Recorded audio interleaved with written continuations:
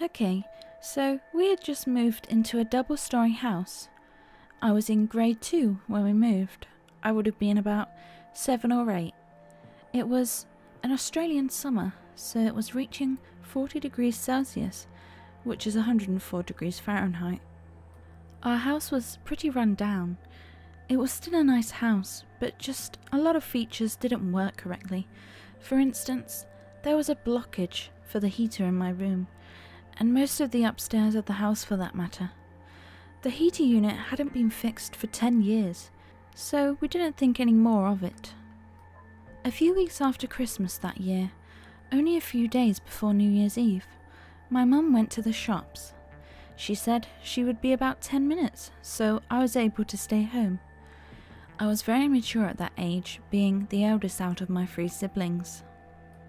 I was downstairs watching TV, and I started to hear creaks from upstairs.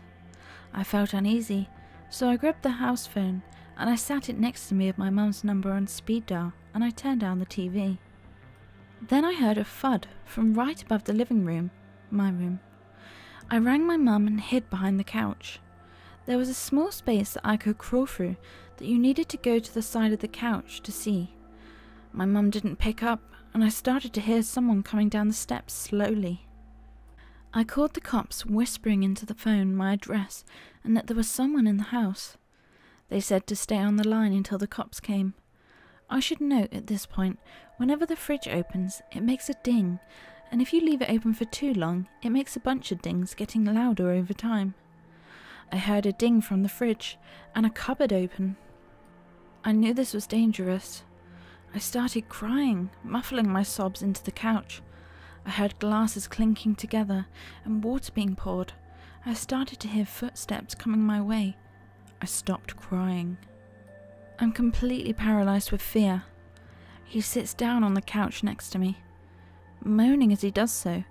Then my phone rings right next to me.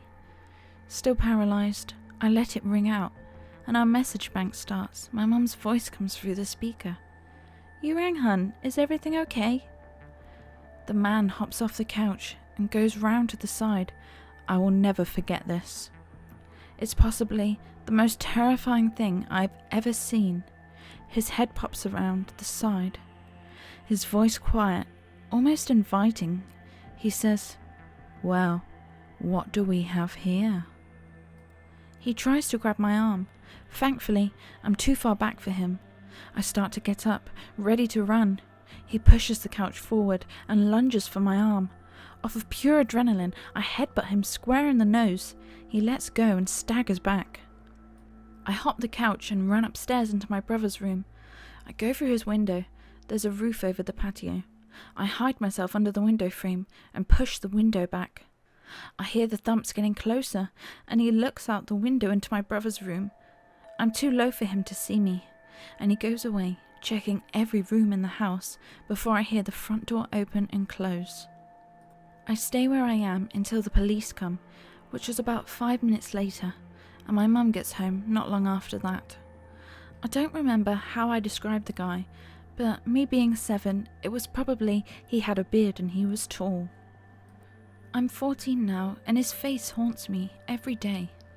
Whenever I look through a window at night, I see him looking in at me. His voice echoing, "Well, what do we have here?" He was never caught, but police did find crumbs and other signs of him living up here, in the aircon. We don't know how long he was up there, but we did know he was stealing our food. The only belonging we found was a hammer, a big wooden one. I remember at that age, I thought it was a Mario's hammer. God knows what he was doing with it, and I honestly don't want to know. I'm still scared being home alone, to this day, and I always have a knife next to my bed just in case he decides to come back. It's been 7 years, and I'm still paranoid.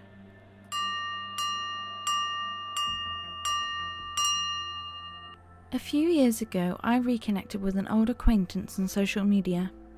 It started slow. He'd like things that I posted every now and then, which grew to him liking almost everything over the course of a few months. I took it as a cue that he liked me, but was too shy to make a move. It was cute, but not something that I paid much attention to. He generally posted cryptic lyrics, and we didn't have much in common.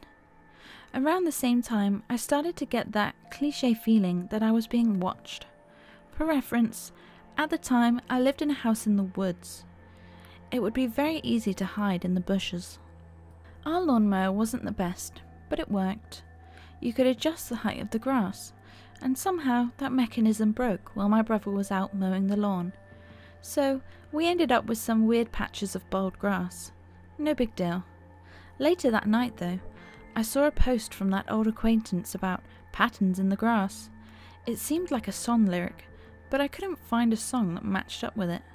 I didn't think anything of it until I was outside the next day and realised our lawn had some strange patterns after that mishap. I, being a big old paranoid weirdo, got a bit freaked out. I tried to calm myself down. It was probably nothing, right? Plus, what could I even do? It proved nothing. A few nights later, I had that same creepy feeling, so I went out on our porch. It's large, there's no easy way to sneak up. We're partially earthworm, so it runs along the second story and the edge is mostly in the air or fenced. So I felt safe. I waited, listening for anything, and then I sort of just started yelling, like he was there. I said that I thought he was really creepy. I talked about all the terrible things I would do to him if he ever made the mistake of coming near me, and then I went back inside.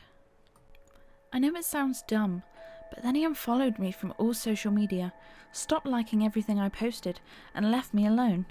And when I went to his profile, he deleted that song lyric about the patterns in the grass. Maybe it was all completely coincidental. That's what I'd like to believe. Maybe he finally got sick of my ramblings, and that just happened to coincide with my speech. Or maybe he was out there in the woods, watching and listening. Thanks for listening, guys. I've been Lizzy Giggles. Subscribe now, and like if you enjoyed the video. And remember, nervous giggles await.